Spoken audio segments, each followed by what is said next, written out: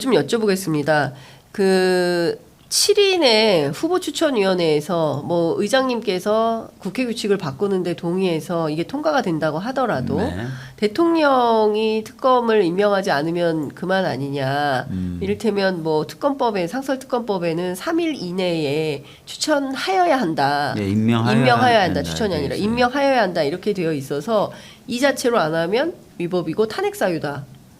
이렇게, 그렇잖아요. 예, 라고 네. 주장하는데 이 네. 위법이어도 강제할 방법은 없는 거 아닙니까? 그렇죠. 무슨 형사처벌 조항이 예, 있다거나 예. 이렇진 않아요. 예. 근데 법률상 명백히 의무를 부여한 거죠. 근데 그걸 안 하면 네. 법률 위반이 되는 거고 네. 명백한 법률 위반이기 때문에 제가 탄핵을 하자는 당장 하자는 말은 아니에요. 예. 맨날 이거 가지고 예. 시비에 시말리는데 예.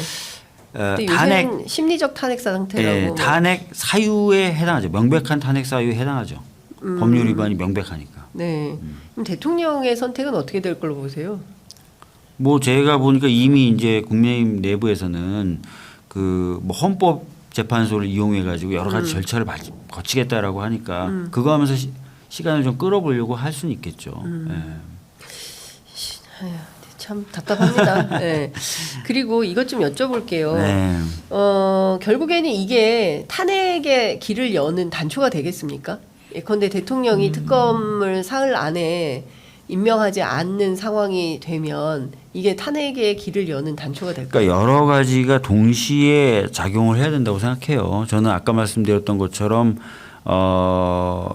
본류 특검이 갖고 있는 정치적 의미가 있고, 그다음에 상설 특검이 갖고 있는 뭔가 제도적으로 길을 터놓는다는 의미도 있고, 또 이 사이에 정치적 상황이라는 것도 있고, 또 언론을 비롯해서 국감을 통해서 새로 나올 사실이 갖고 있는 힘도 있고, 이런 것들이 아마 복합적으로 칵테일이 되면서 한두 달 내에 좀 큰 변화가 있을 수도 있다고 생각을 해요. 네.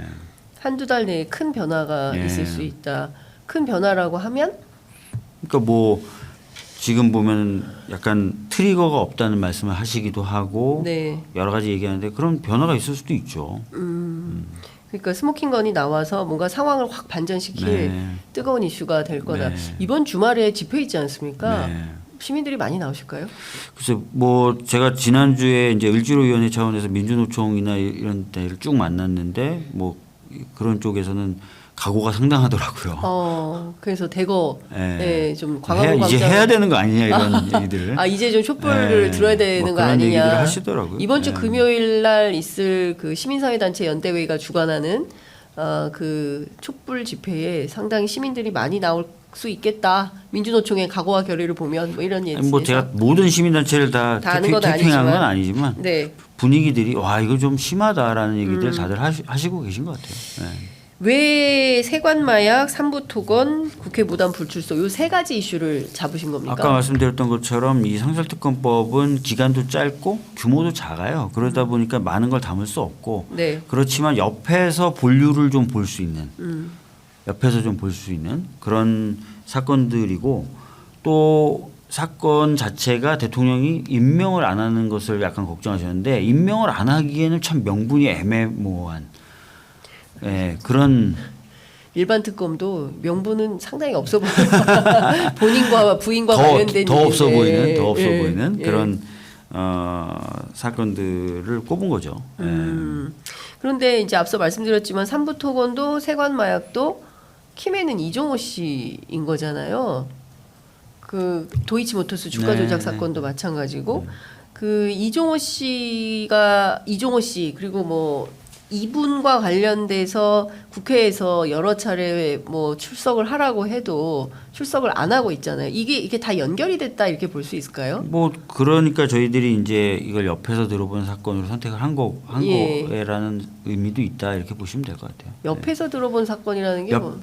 본류 사건도 옆에서 볼 수 있는 거예요. 바로 이거를 대상으로 하지는 않지만. 알겠습니다.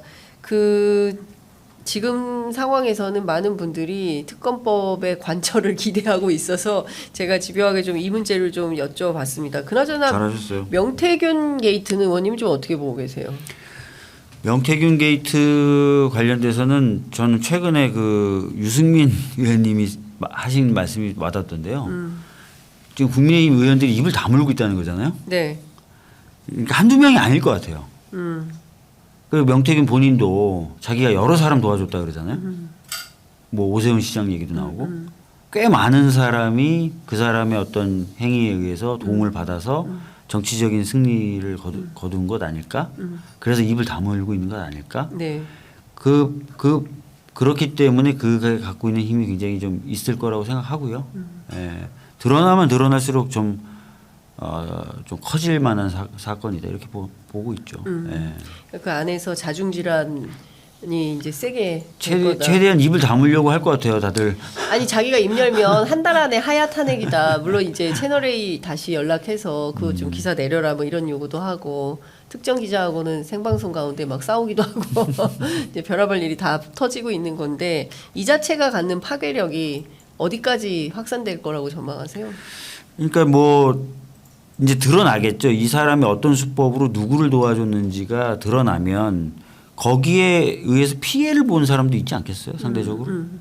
그럼 그런 사람들 같은 경우 가만히 있겠습니까? 뭐 여러 가지 복합적으로 작용을 할 거라고 생각해요. 저게 사실은 폭탄이 될 거다. 명태균이 네. 폭탄이 될 거다 이렇게 네. 보시는 거예요? 근데 또 명태균만 있는 게 아니잖아요. 명태균 뒤에 또 김건희 씨가 있는 거예요. 예, 그렇죠. 그러니까 이 불만들이 다 어디로 가겠어요. 아까 말씀드렸던 대로 인사 전행이라든지 여러 가지를 지금 김건희 씨가 하고 있다고 국민의힘 의원들이 생각하는데 봤더니 공천에도 개입할 뿐만 아니라 실제로 굉장히 이상하고 납득하기 어려운 방법을 써서 낙마를 시킨다거나 경선에서 지게 만들었다거나 이런 것들 뒤에 다 그 사람이 있었네? 이런 식으로까지 생각할 수 있는 거 아닙니까?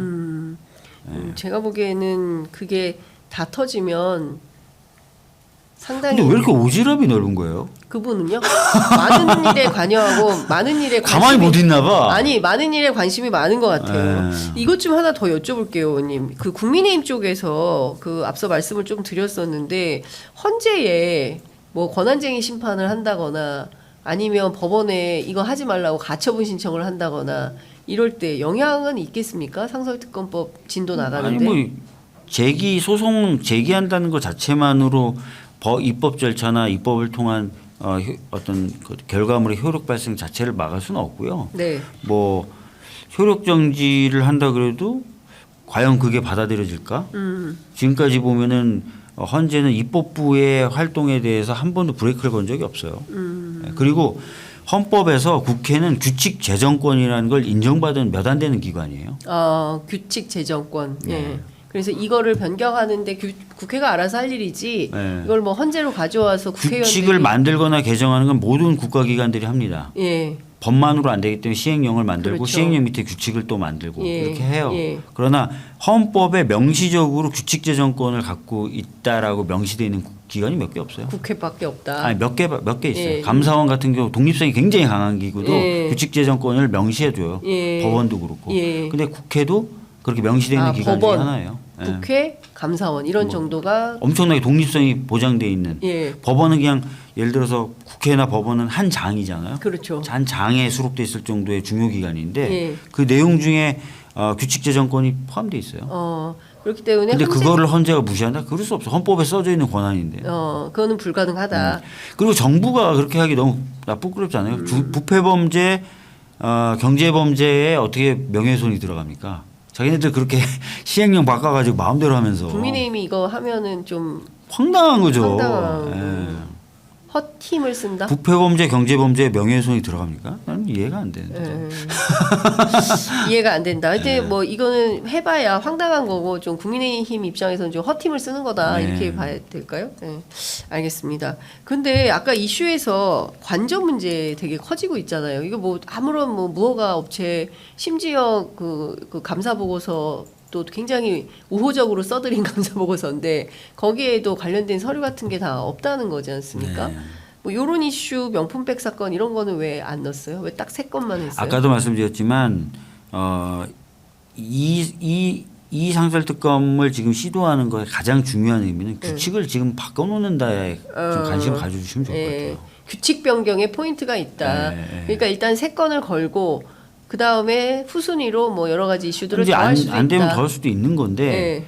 그 전제 조건은 규칙이 바뀌어야 되는 거잖아요. 이번 기회에 규칙을 바꿔놓는 거잖아요. 그리고 아까 말씀드렸던 대로 본류인 특검법은 특검법대로 또 해야 되는 거예요.